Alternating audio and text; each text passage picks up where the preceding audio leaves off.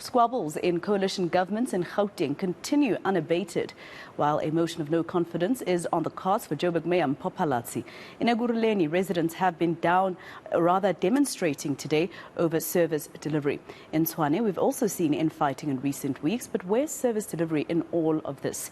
eNCA's Pule Letshwiti-Jones is covering the story for us, and he joins us now live. Of course, Pule, we all can see that multi-coalition partners or a coalition government, a lot of people would say South Africa is probably a country that's not ready for that. What are those on the ground saying about whether or not they're receiving services?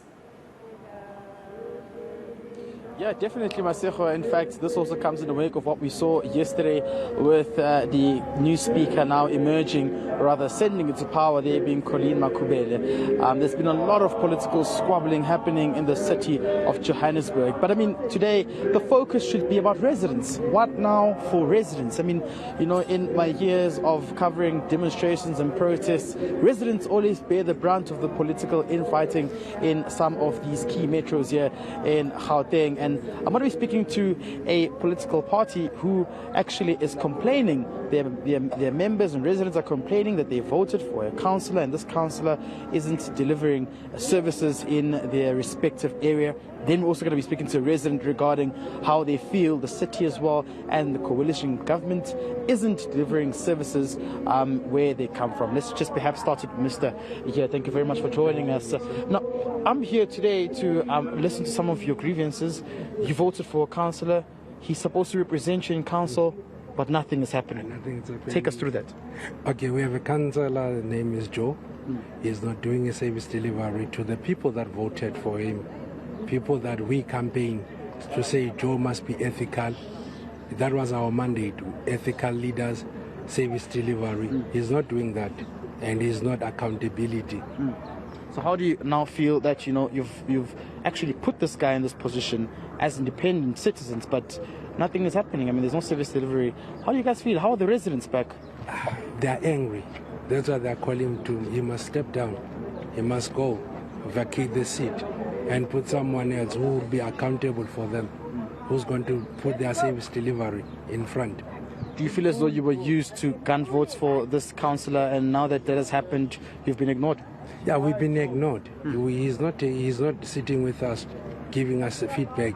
He's sitting in the council, calling us bogus members. So we are tired of that. We need Joe to account. We need Joe to step down. Thank you very much. And that's one of the members from that party there. Let me speak to one of the residents here from Campton Village. You're also a resident. You're here today. Nothing is happening. A council is sitting in there, but it seems as though nothing will be done to listen to some of your challenges, which includes not having water as well. No, on our side, actually, we are residents from Captain Park. We came last month to drop our petition here, and then we gave them 7 days to respond. They didn't do it. The challenge that we have that side, it's the eviction that is taking place.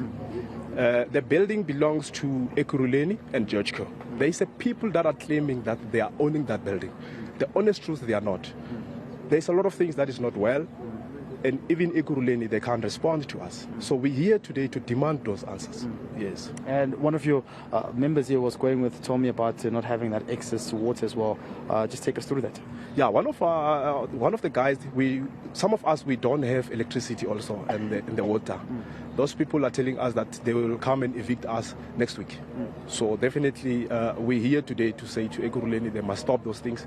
And definitely we are human beings. We need water, we need electricity. So the city hasn't responded to you guys regarding some of your challenges that you're encountering? No, they didn't. That is why today we are here to demand those answers. Yes. Thank you very much, Masego. Those are just some of the sentiments from the ground here, where we see these demonstrations taking place just outside the council session that's currently in.